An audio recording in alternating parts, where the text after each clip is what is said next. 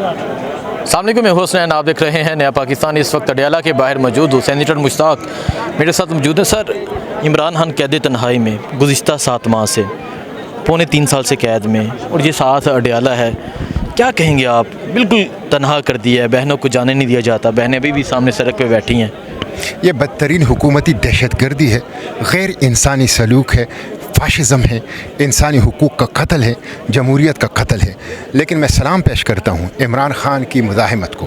1000 دنوں سے زائد وہ صبر اور استقامت کے ساتھ فاشزم کا اور آمیریت کا مقابلہ کر رہے ہیں، اور میں سمجھتا ہوں عمران خان اس وقت دستور کی جنگ لڑ رہے ہیں، پارلیمنٹ کی جنگ لڑ رہے ہیں، ڈیموکریسی کی جنگ لڑ رہے ہیں، فنڈامنٹل رائٹ کی جنگ لڑ رہے ہیں، اقبال اور قائد کے پاکستان کی جنگ لڑ رہے ہیں۔ اس لیے میں تمام پولیٹیکل ورکر سے اور تمام پولیٹیکل لیڈر سے کہتا ہوں کہ وہ سیاسی تفریق سے بالاتر ہو کر اس جنگ میں عمران خان کا ساتھ دیں۔ یہ عمران خان کا ایشو نہیں ہے، یہ پاکستان کا، جمہوریت کا، فنڈامنٹل رائٹ کا، پارلیمنٹ کا ایشو ہے۔ اور آپ دیکھیں سزا کس چیز کی دی جا رہی ہے؟ سزا اس چیز کی دی جا رہی ہے کہ لوگوں نے 2/3 میجورٹی ان کو دی ہے، لوگوں نے 2/3 مینڈیٹ اس کو دیا ہے، اس بات کی ان کو سزا دی جا رہی ہے۔ اس لیے میں یہ بات کہتا ہوں کہ جب تک ووٹ کی طاقت کو تسلیم نہیں کرو گے، جب تک الیکشن کمیشن اسٹیبلشمنٹ کی لونڈی ہوگی، اور جب تک انتخابات ایک ڈرامہ ہوگا، پاکستان کبھی ترقی نہیں کر سکتا۔ پاکستان اس وقت ترقی کرے گا جب آپ ووٹ کی طاقت کو تسلیم کرو گے اور اس کے سامنے سر جھکاؤ گے۔ پاکستان عوام کا ہے، ووٹ کا ہے، چوکیدار کا نہیں ہے، پہرہ دار کا نہیں ہے، اس کے ڈنڈے کا نہیں ہے۔ اور الیکشن کمیشن ایک انڈیپینڈنٹ ایک الیکشن کمیشن، نہ کہ اسٹیبلشمنٹ کی غلام اور لونڈی الیکشن کمیشن۔ اور اسی طرح انتخابات ڈرامہ نہیں ہونے چاہیے۔ 2024 کا انتخاب ڈرامہ تھا، ڈرامہ تھا۔ میں اسی لیے یہ کہتا ہوں کہ جب تک یہ کام نہیں ہوگا اس وقت تک پاکستان ٹریک پہ نہیں ہے۔ اور آپ دیکھیں کہ معیشت کی کیا صورتحال ہے، تعلیم کی کیا صورتحال ہے، امن و امان کی کیا صورتحال ہے۔ دنیا جہاں کے لوگوں کو امن دے رہا ہے، پہلے اپنے ملک کو امن دو۔ شیخ ادریس کو شہید کر دیا گیا، بنو کے اندر خودکش حملے ہوئے، دہشت گردوں کا راج ہے، اور آپ دنیا بھر کے امن کی بات کر رہے ہیں۔ پاکستان کے اندر امن کیوں نہیں ہے؟ اس لیے کہ پاکستان میں آپ نے قوم کی امانت کے اوپر ڈاکہ ڈالا ہے۔ جب تک یہ ڈاکہ واپس نہیں کرو گے کوئی چیز ٹھیک نہیں ہو سکتی۔ اس لیے ہم عمران خان کے ساتھ ہیں، جمہوریت کے ساتھ ہیں۔ تمام سیاسی اسیران کو، عمران خان ہیں، سینیٹر اعجاز چودھری صاحب ہیں، ڈاکٹر یاسمین راشد صاحبہ ہیں، اور ان کے محمود الرشید ہیں، بشرا بی بی صاحب ہیں، اور مارنگ بلوچ ہیں، اور علی وزیر ہیں، اور ایمان مزاری ہیں، اور ہادی علی چٹا ہیں۔ ہم سب کے ساتھ ہیں اور سب کی رہائی کا مطالبہ۔ آپ کس طرح دیکھتے ہیں؟ آپ ایک طرف کہہ رہے ہیں کہ رول آف لا نہیں ہے، فنڈامنٹل رائٹس نہیں دیے جاتے۔ اگر رول آف لا نہیں ہے تو عدالت انصاف نہیں کریں گی، پھر رہائی کس طرح ممکن ہوگی؟ کیا مزاحمت ہوگی؟ کیا احتجاج؟ اس وقت تو نہ پارلیمنٹ ہے، نہ جمہوریت ہے، نہ فری پریس ہے، نہ رول آف لا ہے۔ اس وقت تو پاکستان ایک اوپن ایئر پریزن ہے۔ پاکستان ایک وسیع و عریض قید خانہ ہے جس کے چند چوکیدار مالک بن چکے ہیں۔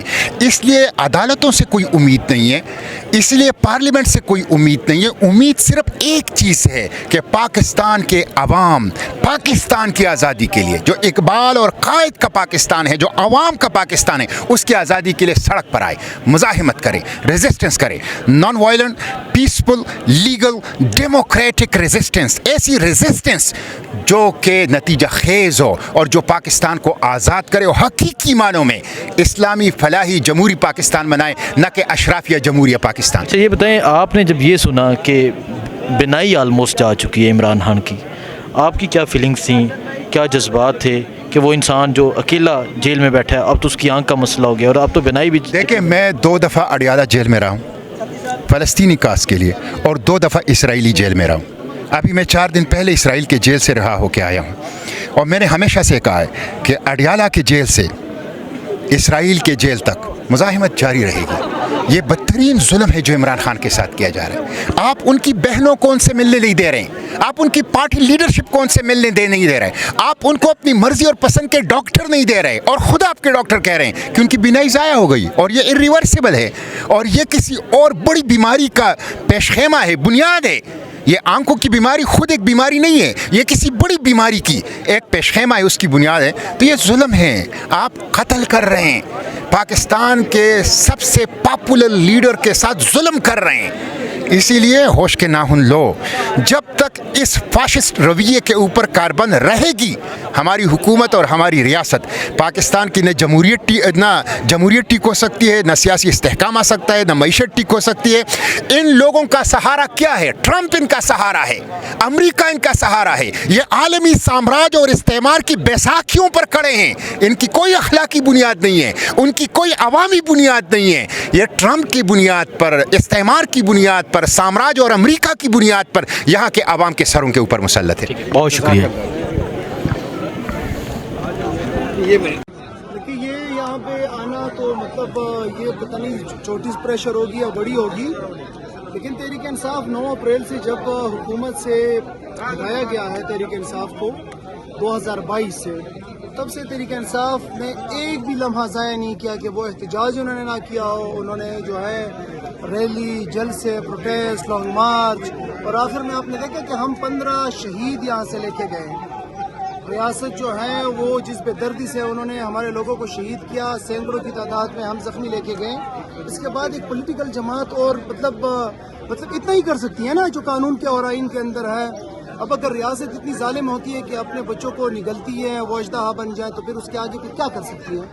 ये आज भी आप देखें जो जितने भी हमारे MNAs MPAs हैं खैबर पख्तूनख्वा से, तमाम यहाँ पे आए हुए हैं और अपनी बहनों के साथ इज़हार एकजुहती के लिए। और मैं समझता हूँ कि ये हमारे पार्टी का इम्तिहान कम, अदलिया का इम्तिहान ज़्यादा है, क्योंकि अदलिया ने एक डिसीजन दिया है कि मंगल को खान साहब की बहनें और बुशरा बीबी की खानदान वो मिलेंगे खान साहब से। अब अदलिया एक फैसला देती हैं, उसको इन्फोर्स नहीं कर सकती, तो कानून का और इंसाफ देने वालों का तो जनाजा ऑलरेडी निकल चुका है। जो बच्चा कुच्चा है वो भी जो है बस अपने फैसले इन्फोर्स ना करा के वो भी निकाल रहे हैं। इमरान साहब ने कहा था कि अगर मुझे यहाँ से शिफ्ट किया जाता है तो आप लोगों ने ये करना है।